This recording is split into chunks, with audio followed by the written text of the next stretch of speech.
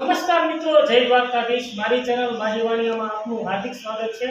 આજે મારા વાઇફ બનાવવા જઈ રહ્યા છે મોહનથાળ। તો આ મોહનથાળ બનાવવા માટેની રીત તમને બતાવશે। મને આશા છે કે અમારો નાનકડો પ્રયાસ તમને બહુ સારો લાગશે અને જો તમને આ વિડિયો અમારો પ્રયાસ સારો લાગે તો આ વિડિયોને લાઈક કરજો, શેર કરજો અને સબસ્ક્રાઇબ કરજો। અને હા, જો તમે આ ચેનલ ઉપર નવા છો તો ચેનલને સબસ્ક્રાઇબ કરવાનું ભૂલતા નહીં। તો ચાલો આપણે મોહનથાળ બનાવવા માટેની જે સામગ્રી છે તે સામગ્રી લઈએ।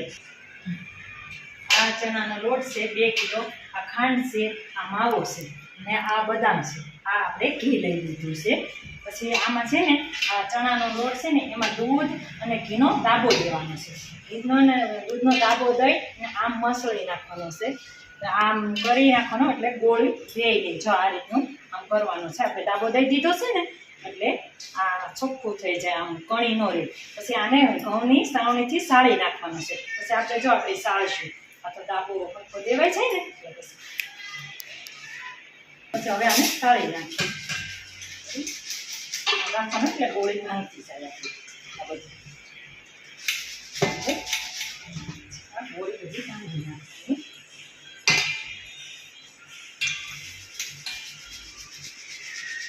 ફેરવતો જવાનું આપણે થોડું થોડું, ગોળી અંદર રહી જાય ને એને સળાતી જાય।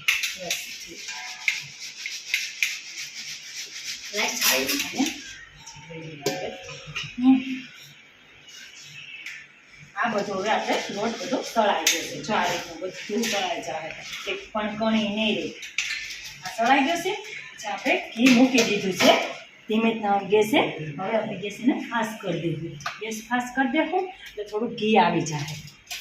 ઘી આવી જાય પછી આપણે આમ રાખવું એટલે ગોળી વળેલી ન રહે। લોટ છે લોટ છે ને, હાલો જો આપણે જોઈ રહી છીએ ઘી આવી ગયું છે। હા, ઘી આવી ગયું છે। હાલો ધીમે ધીમે આપણે નાખશું।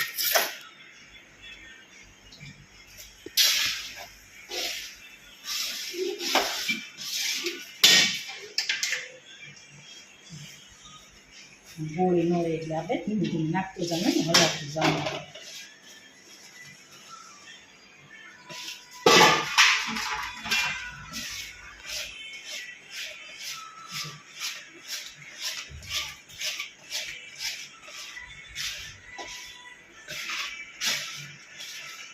ધીમો ગેસ નથી રાખવાનો, ત્યારે ફાસ્ટ ગેસ રાખવાનો છે। અને આ ગોળી ન વળે ને એ ધ્યાન રાખવાનું છે આપણે। હાલો આપણે જોઈ રહી છે ગોળી નથી રહી ને, નમ કોઈ નથી રહ્યા ને એ આમ એ રીતને ધીમે ધીમે હલાવવાનું જાણ આપણે ખબર પડી જાય ગોળી શેક ધીમે ધીમે હવે શેક દેવાનું છે। આપણે જોઈ છે ગોળી નથી રહેતી ને એટલે આમ ધીમે તારે આમ આરામથી હલાવવાનું છે। સારું તો બેઠું જવાનું છે એટલે ચોખ્ખું નીકળે। જો આ રીતનું થઈ જાય ને એ રીતનું ચલો આ જો ના વળવા મળ્યા છે, ચણાનો લોટ શેકાઈ જાય ને આપણે એટલે આ રીતનું આમ ખાવા મળે છે। ચાલો પછી ખાવા મળે એટલે થોડુંક આપણને ઘી છૂટું પડવા મળે છે આ રીતનું। તો વાર છે શેકાનું પણ આ રીતનું જો ખાવા મળે, લોટ આપણે શેકાવા મળે ને આ રીતે જો આપણે લોટ શેકાવા એવો લાગે। જો બ્રાઉન કલરનો થઈ ગયો છે આ રીતનું। જો આ ઘણી પડી જાય છે જો દર્શક મિત્રો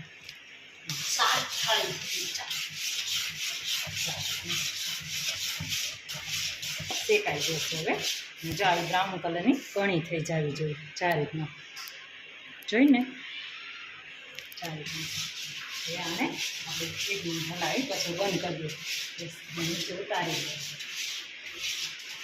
હલાવશું। આ લોટ આપણે શેકાઈને આ બીજા વાસણમાં લઈ લીધું છે। થોડી વાર આમ હલાવી દેવાનું છે, ગરમ હોય ને રાતો થઈ જાય ને આવ બ્રાઉન કલર। હવે આપણે પોણા 2 કિલો ખાંડ લીધી છે ચાસણી બનાવવા માટે।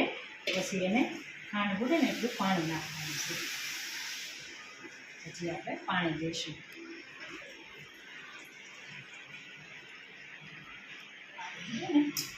પાણી નાખશું ખાંડ ભૂલે ને। હવે આપણે ગેસ ફાસ્ટ કરી દે। હલાવો. જો આવો વ્યવસ્થિત થઈ ગયેલો છે ને એમાં સારી રીતે માવો નાખી દે. આ માવો છે શેકાઈ જાય, આસો ન રહે. નાનો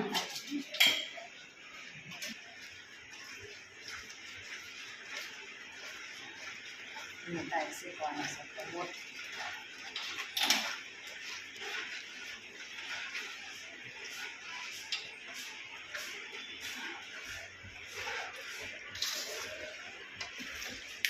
હવે આપણે આ ચાસણી જોઈ આવી છે કે નહીં.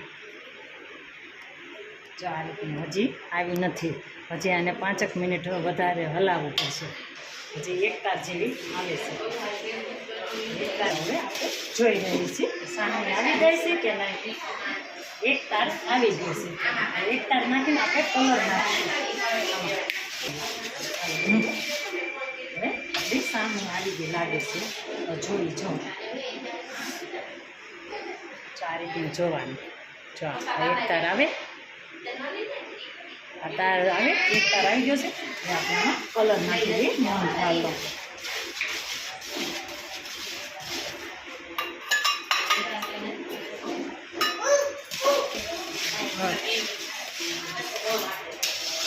નાખી દીધો મોહનથાળનો કલર. આપણે ગેસ ધીમો કરી દીધો. ગેસ ધીમો કરી નીચે ઉતારી દેવું. આવી ગઈ છે. આપણે આમાં બધું નાખી દઈએ મિશ્રણ આમાં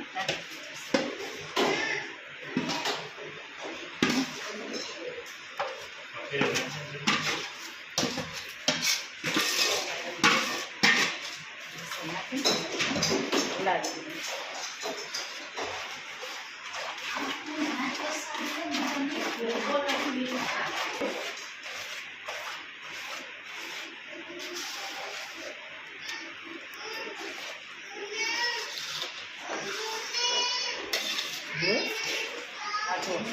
આપણે સાંજમાં નાખી દીધું છે બધું. આ રીતનું હલાવવાનું. કલર આવી ગયો ઢાળી દઈએ. આપણે બદામ નાખી દઈશું. બદામ આપણે આ નાખી દીધી છે બધી. અને હલાવી નાખવાની છે. આને હલાવી નાખવાનું. બદામ નાખી પછી એલાયચી પાવડર નાખીશું. આ આપણે બની તૈયાર મોહનથાળ. હવે જાને ફરવા દેવાનું છે. આ બની જાય પછી આપણે થાળીમાં પાથરી દો. પછી પાથરીને ઢેફલી પાડીને પછી આ તમે વિડીયો ગમે તો લાઈક કરજો, શેર કરજો, સબસ્ક્રાઈબ કરજો. ચાલો હવે આપણો મોહનથાળ થઈ ગયું છે તૈયાર. જય દ્વારકાધીશ. જય શ્રી કૃષ્ણ.